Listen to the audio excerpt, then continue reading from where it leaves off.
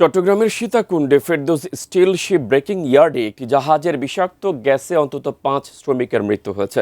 বিস্তারিত জানাতে সেখান থেকে যুক্ত হচ্ছেন প্রতিনিধি মনিরুল ইসলাম পারভেজ আমাদের বিস্তারিত জানাবেন কিভাবে ঘটলো এই দুর্ঘটনা। আচ্ছা, প্রথমে জানিয়ে রাখি, এখন নিহতের সংখ্যা বেড়ে হচ্ছে 8 জন। এই শিপইয়ার্ডটিতে আমরা সকালবেলায় খবর নিয়েছি। তখন কেউ বলছিলেন নানানভাবে বলছিলেন, কেউ বলছিলেন বিস্ফোরণ। পরে আমরা এখানকার ফায়ার সার্ভিস এবং পুলিশ তারা বলছেন যে এই শিপইয়ার্ডটির মধ্যে বিষাক্ত গ্যাস, সেটির কারণেই যে 8 জন শ্রমিক এখন মারা গিয়েছেন এবং আরো বেশ কয়েকটি হাসপাতালে চিকিৎসাধীন রয়েছেন। তো এই ব্যাপারটি নিশ্চিত হওয়া গেছে, যেহেতু ফায়ার সার্ভিস একই কথা বলেছেন, পুলিশ একই কথা বলেছেন, যার কারণে আমরা নিশ্চিত হতে পেরেছি যে বিষাক্ত গ্যাসের কারণেই এই যে এসকেপ যে জাহাজগুলো কাটা হয় সীতাকুণ্ডে, প্রায় সময় এই ধরনের দুর্ঘটনা ঘটে।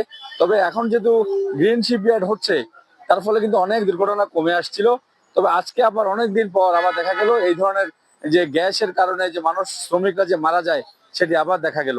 তবে আরেকটি জিনিস জানিয়ে রাখি, এই ঘটনা পরপরই অর্থমন্ত্রী একটি তদন্ত কমিটি গঠন করেছেন এবং উনি বলছেন যে শিপইয়ার্ড মালিক পক্ষে যদি কোনো গাফিলতি থাকে এ ব্যাপারে ওনারা দৃষ্টান্তমূলক শাস্তির ব্যবস্থা করবেন এবং নিহতের প্রত্যেকজনকে 10 লাখ টাকা করে দেওয়ার সরকারের পক্ষ থেকে দেওয়ার ঘোষণা উনি দিয়েছেন।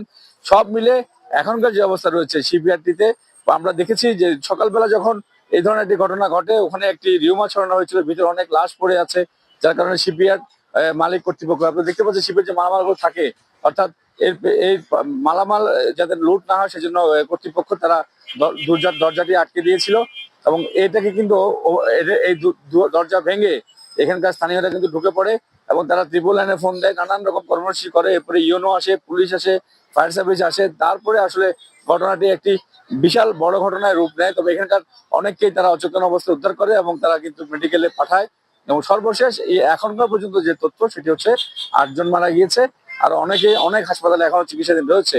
আর ইন্ডাস্ট্রিয়াল পুলিশের এসপি, তার সাথে আমরা কথা বলেছি, মাহমুদা, তিনি জানিয়েছেন তিনি সবার সাথে কথা বলে সর্বশেষ উনি আমাদেরকে জানাবেন যে আসলে কতজন মারা গেলেন বা কতজন এখনো আহত হয়েছে। তবে আপাতত সর্বশেষ তথ্য হচ্ছে 8 জন মারা গিয়েছেন এই বিষাক্ত গ্যাসের এই কারণে। শিপইয়ার্ডের যে দুর্ঘটনা, এটা নিয়ে আমার কাছে ভাটিয়ারির সীতাকুণ্ড এলাকা থেকে এতটুকুই রয়েছে।